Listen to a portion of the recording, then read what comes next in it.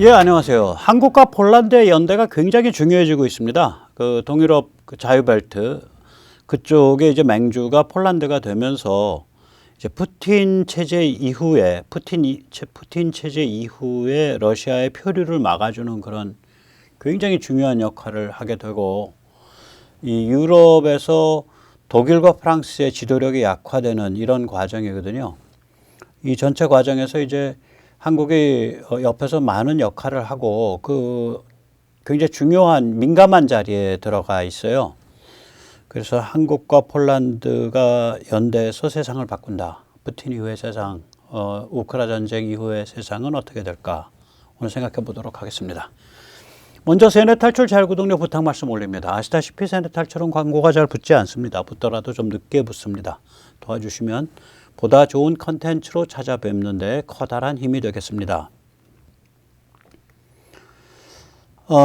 일단 이제 다짜고짜 이제 우리가 도덕에 관해서 좀 생각을 해볼 필요가 있어요. 이게 이제 도덕, 보수주의, 그러니까 도덕적 보수주의랑 연관이 있거든요. 폴란드가 굉장히 도덕적 보수주의에 사실은 겉으로 안 떠들어서 그렇지 엄청난 맹주입니다. 맹주 중에 맹주입니다. 폴란드가 그 시원점이에요, 거의. 그 이탈리아에서 이번에 이제 그 수상이 된 이탈리아 형제단의 조지아 멜로니 이런 말을 했죠. 우리가 싸우는 이유를 밝힙니다. 가족이 적으로 돌려야 될 제도입니까? 가족이 공포스럽습니까? 저들은 우리의 정체성을 부정합니다. 가족은 정체성의 뿌리입니다. 저들은 우리의 정체성을 모두 파괴하려 합니다. 모든 사람을 소비자라 불리는 노예로 만들고자 합니다. 국민이라는 정체성을 없애고 신앙인으로서의 정체성을 없앱니다. 남성, 여성을 없애고 가족을 없앱니다. 저로부터 이탈리아인, 기독인, 여성, 어머니라는 정체성을 없애면 제가 어떤 존재가 됩니까? 시민 N번, 젠더 X, 부모 1호, 부모 2호. 저는 숫자가 되고 맙니다. 아무 정체성이나 뿌리가 없는 존재가 되어 톤지라는 금융투기꾼들을 위한 완벽한 노예가 되고 맙니다. 그들 입맛에 완벽히 들어맞는 소비자가 되는 겁니다. 이걸 이제 이 카랑카랑한 그 원어 목소리로 한번 들어보시죠. 아니, 전에도 한번 제가 보여드렸죠. 좋습니다. 아주 듣기. 네, 우리는 뭐하러 이렇게 싸우는 걸까요? 저들은 왜 가족을 적으로 볼까요? 가족이 우리를 규정하는 정체성의 뿌리이기 때문입니다. 그리고 저들은 우리를 규정하는 모든 정체성을 다 파괴합니다. 저들은 우리의 정체성을 없애고 우리가 단순히 소비자가 되기를 원합니다. 그래서 저들은 국가 정체성을 공격하고 성 정체성을 공격하고 가족 정체성을 공격하고 저한테 만약에 이탈리아인이고 크리스찬이고 어머니고 여자라는 정체성을 없애면 제가 숫자로 되고 말지 않겠습니까? 자, 그래서 제가 숫자가 돼버리면 저한테 아무 뿌리가 없어지면 저는 그냥 돈지라는 금융자본의 노예가 된 완벽한 소비자, 그 이상도 그 이하도 아니지 않겠습니까? 이런 절규를 합니다. 그래서 이번에 선거를 이겼습니다. 이제 강성 우파 연정인데요. 세 개의 파벌인데 그 중에서 제일 큰 파벌이거든요, 여기가. 그런데 이제 좀 문제가 있는 집단이 있어요, 그 안에. 나중에 좀 설명을 드릴게요. 또 멜로니는 이런 말을 하죠. 우리의 움직임을 저들이 왜 저렇게 싫어하냐? 우리가 숫자로 전락하는 존재가 되기를 거부하기 때문이다. 우리는 인간으로서의 가치와 존엄성을 지킬 거고, 우리는 자기 자신의 유니크함을 가진 개인이 될 것이며, 그리고 우리는 나라를 지킬 것이며, 가족을 지킬 것이며, 하나님을 지킬 것이다. 이제 저들의 그 폐악질에 사람들이 넌더리를 내고 있다. 즉 다시 말해서 무도덕한 글로벌리스트 흐름에 대해서 넌더리 낸다 이거죠. 우리는 저들에 대해서 우리의 자유를 지킬 거다. 우리는 절대로 돈지라는 금융투기꾼들의 복종하는 멍청한 소비자로 전락하지 않을 것이다. 그것이 바로 우리의 사명이다. 이러고 말을 합니다. 직접 한번 들어보시죠. 또 카랑카랑한 목소리를. 한번 더 들어보세요.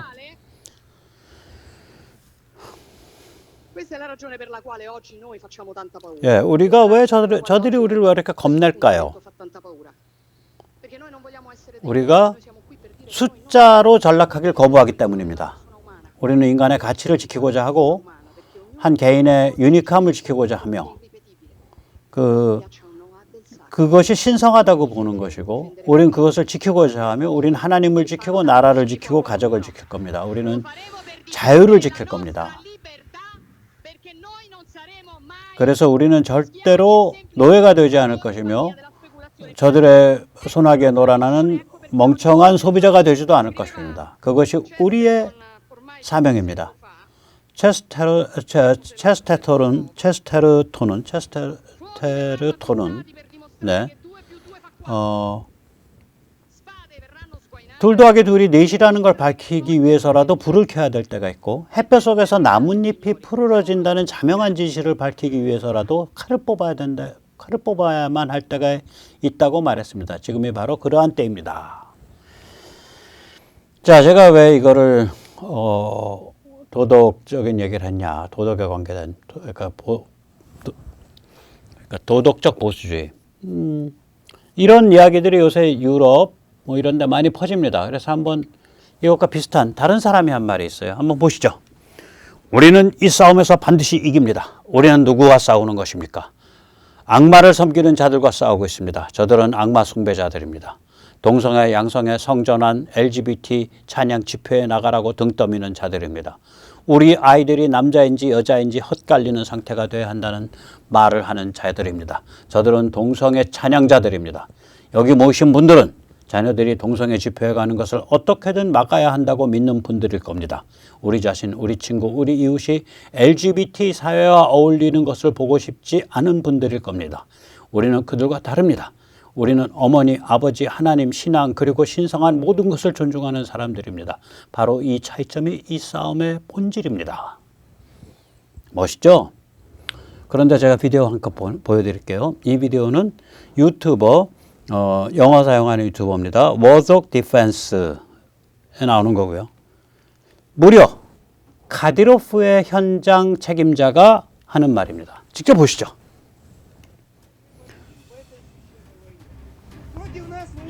이게 지금 카디로프 그 살인마들 모아놓고 얘기하는 거예요. 손에 든 건 총이고 몸에 걸친 건 군복입니다. 아니 도덕과 정신의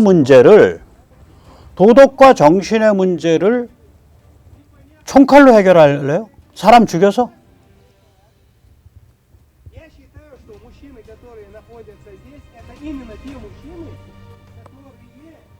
이게 이제 이러니까 우리가 이런 구호에 속으면 안 된다. 동성애 반대하고 도덕적 보수주의하고 우리가 마음에 들지만 과연 푸틴이나 러시아나 저 살인자들이 그런 소리를 하는 게 그게 진정성이 있냐? 라고 우리가 생각해 봐야 된다는 거예요. 그거 없이 그냥 저 말에 속아가지고 잘린스키는 동성애 LGBT 좋아하는 놈이고 그거 띄우려는 놈이고 딥스의 주구고 글로벌리스트의 주구고 뭐 이따구 소리를 하는 사람들이 있는데 그건 제가 보기엔 거의 러시아 간첩 같은 소리예요. 사실이 그렇지 않아요. 오늘 그 얘기를 드리겠습니다. 자, 그래도 이 카디로프의 일선 책임자는 비교적 뭐 이 정도 얘기하는데 이제 자칭 돈바스 인민공화국의 인민 거버너라고 인민주지사라고 주장하는 자가 있고요. 돈바스 인민 자경대의 대장이라고 주장하는 자가 있는데 이 자는 원래 러시아인으로서 러시아에서 네오나치 운동을 하던 자입니다. 이름은 파벨 구바레프. 영어로 잘 찾으면 나와요. 적나라하게 말합니다. 한번 들어보시죠. И нам очень важно создать образ врага, который будет отвечать как бы истинному месту. То есть это русские люди, в которых вселился бес. Вот. И мы идем их не убивать, мы хотим, чтобы их переубедить. Но если вы не хотите, чтобы мы вас переубеждали, мы вас убьем. убьем сколько нужно, убьем 1,000,000. 100만이든 500만이든 인종청소하겠다는 소리예요. Пока вы не поймете, что вы бесноватые и вам надо лечиться. И вот самый главный бесноватый у них это Зеленский. Вот это просто бесноватый. 이제 정신과 의사야. Знаете, Гитлер 2.0.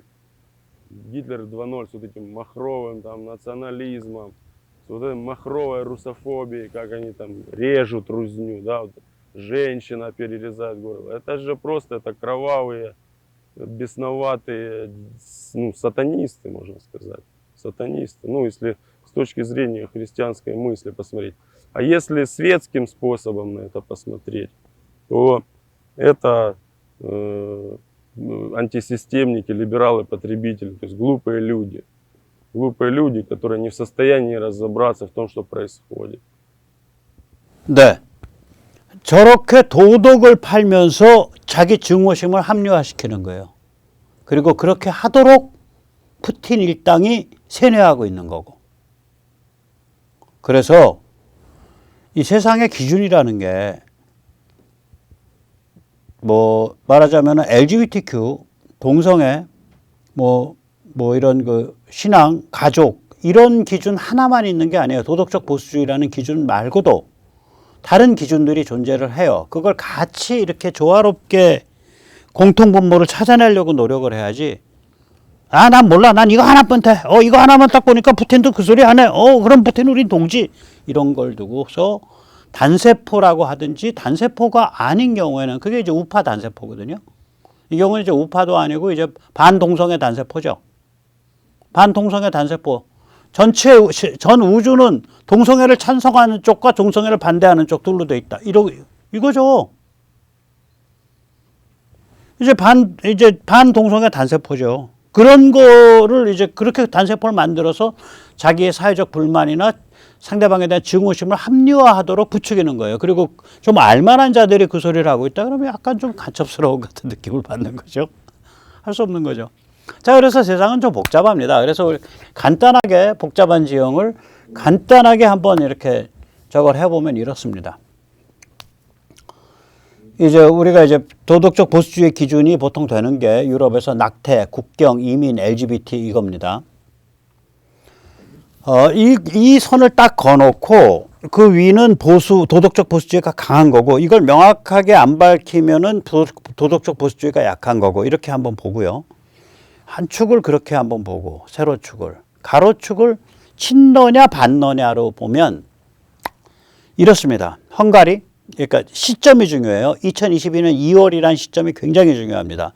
2014년이라는 시점은 우크라이나 일부를 러시아가 침공해서 합병한 시점이죠.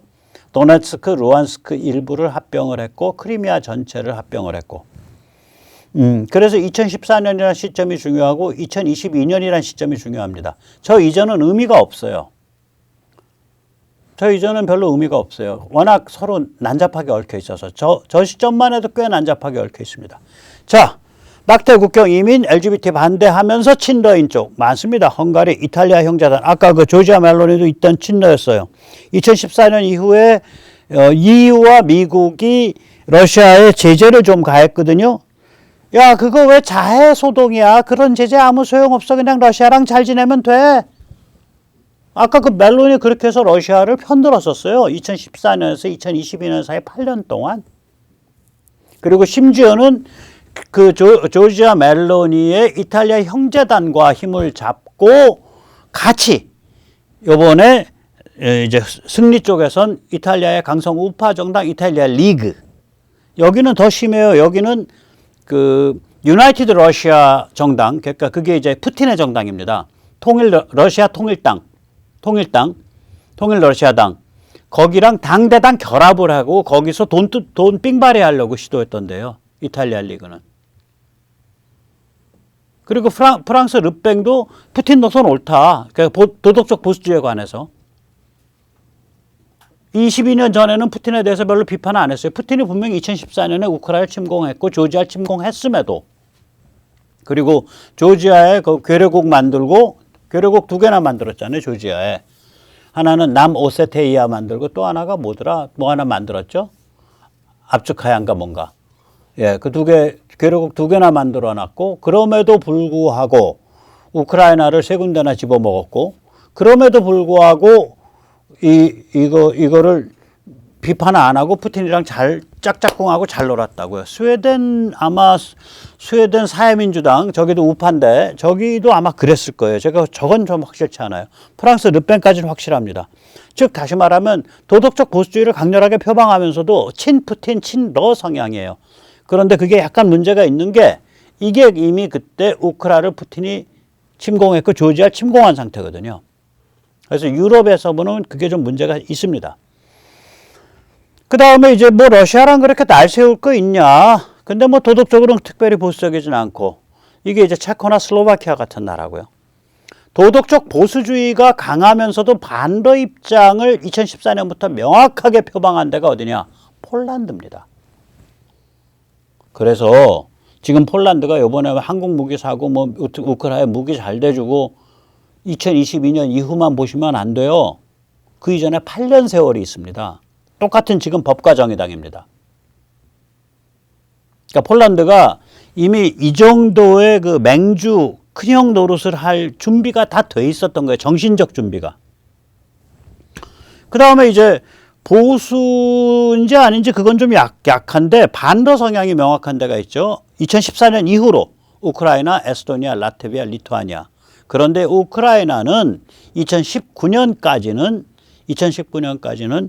겉으로는 반러라 그러는데 오락가락했어요. 2019년 선거에서 젤렌스키가 당선이 되면서 젤렌스키가 2019년 5월 집권하면서부터 반러 성향이 명확해졌습니다. 우크라이나가. 자, 이제 저걸 이제 염두에 두시면서 다음을 이제 보시면은 조금 더 느낌이 옵니다. EU가 얼마나 폴란드를 미워했냐, 프랑스랑 독일이. 폴란드가 아까도 보셨지만 반러에다가 도덕적 보수주의가 강하단 말이에요. 그러니까 이제 독일이나 이제 프랑스 입장에서 보면은 이제 이게 밉살스러운 거라. 그래가지고 폴란드에 360억 유로, 아마 우리 돈으로 360억 유로면은 한 50조쯤 되죠. 50조 원. 그쵸? 36빌리언이니까 36빌리언 맞죠? 50조 원. 네, 지원금 지급을 거부해 왔습니다. 저게 그 코로나에 대해서 EU가 폴란드에 지원해야 될 폴란드 몫인데 그 지급을 거부해 왔어요. 그 정도로 악랄을 떨었어요. 누가? 저 우르슬라가. 지금 입만 뻥끗하면 반러 얘기하는 저 우르슬라부터 해서 저 독일계 프랑스계 것들이 저짓을 했어요. 이유는 뭐냐? 야, 폴란드 너희 어떻게 여성의 신성한 권리인 낙태의 권리를 너희가 그렇게 규정해? 법으로 막으려 그래? 야, 폴란드 너희는 어떻게 그 LGBTQ에 대해서 법으로 띄워주는 일을 안 해? 야, 너희 폴란드 너희는 어떻게 국경 관리를 하려 그래? 좀 자유롭게 왔다 갔다 해야지. 야, 폴란드 너희는 왜 이민 관리하려 그래? 이렇게 보니까 너희는 결국은 좀 비민주적이야. 그리고 너희 법도 보니까 뭐 그 상당히 비민주적으로 만들었구만. 폴란드적 민주주의 그래가지고 말하자면은 저기 방송국 이런 것들을 정당에 관계하게 돼 있고 관리 감독하게 돼 있고 그렇게 자꾸 법 바꾸니까 너희는 이 돈 받을 자격 없어. 그래서 폴란드를 완전히 구박을 해가지고 마지널라이즈를 시켰어요. 폴란드가 대단한 게 지금 전쟁 전이에요, 저거. 저 말을 두들겨 맞으면서도 자기 원칙을 안 굽혔어요. 그래, 내가 그까짓 거 50조 안 받아도 돼. 폴란드한테 50조면요, 우리한테는 100조쯤 됩니다. 우리 돈으로 따지면. 그쵸? 폴란드 100조도 넘죠. 우리 비중으로 150조쯤 되죠. 거의. 우리보다 국민소득이 낮으니까. 얼마나 침이 꿀떡꿀떡 넘어가겠어요. 우리가 잘못했습니다. 법 다시 고칠게요. 이걸 안 하고 그 돈 안 받아도 돼. 오케이. 대단한 거예요. 그래서 폴란드가 형이 될 자격이 있는데 다음번 걸 보면 확실히 형이 될 자격이 있는 거죠. 폴란드는 우크라이나를 가만히 보고 있었던 거야. 그 젤렌스키 이전 대통령만 해도 입으로는 반러인데 실제 행보는 비리비리해. 그 젤렌스키가 딱 됐는데 쟤는 똘똘하거든. 쟤는 진짜 반러할 것 같거든. 그냥 2019년에 우크라이나를 빡 당긴 거예요. 그래서 반러 젤렌스키가 취임한 2019년 5월 이후로 요번에 전쟁 터지는 2022년 2월 사이에 폴란드가 우크라이나를 그 코팅을 하고 다녔어요. 그러니까 이렇게 이끌고 다녔어요. 그래가지고 사회 개혁은 이렇게 한다, 법은 이렇게 정해라, 이런 건 이렇게 해라. 그래서 이 젤렌스키한테 힘을 많이 실어줬어요. 한번 직접 그 무렵에 그 짧은 예. 그래서 완전히 우크라 폴란드가 이번 전쟁 이전에 이미 굉장히 동맹보다도 더 동맹다운 그런 굳건한, 저건 이제 전쟁 이후 사진이고요. 굳건한 그러한 관계에 들어갑니다. 그러면 이제 두 나라가 말이야 거의 가까이 있으니까 옛날부터 친했나 보구나. 천만에요. 한국과 일본보다 서로 더 미워했어요. 폴란드 사람 보고 너 어느 나라 제일 미워해? 그러면 1등 루마니아. 거기 맨날 루마니아가 이제 그 오스만 투르크의 앞잡이 노릇을 했거든. 폴란드 그걸 막았고. 그러니까 1등 루마니아, 2등 우크라이나. 한국인한테 너 어느 나라 제일 싫어해? 1등 중국, 2등 일본. 그 감정이 보통이 아니에요. 그러니까 지금 법과 정의당, 폴란드 집권당이 대단한 게 그 국민 감정을 딱 해결을 하고 지금 우리가 러시아를 지금 상대해야 돼. 근데 우리가 꼴 보기 싫어한 저 우크라이나에 좀 괜찮은 애가 대통령이 됐어. 이제 투구서 전략적으로 가자. 지금 우리도 일본이 좀 더 정신 차리면 그렇게 해야 돼요. 대통령이 나서서, 집권당이 나서서 그렇게 할 건데 힘이 안 될 거야. 그게 참 깝깝한 거죠. 폴란드, 우크라이나는 중세 때부터 악연이에요. 폴란드는 중세 때 지배자입니다. 강국이었어요. 러시아도 지배자죠. 그리고 우크라이나는 그때 무슨 땅이냐? 거긴 온갖 떠돌이가 다 모이는 데예요. 그러니까 기본 바탕은 슬라브 일족인데 그게 코사크 슬라브라고.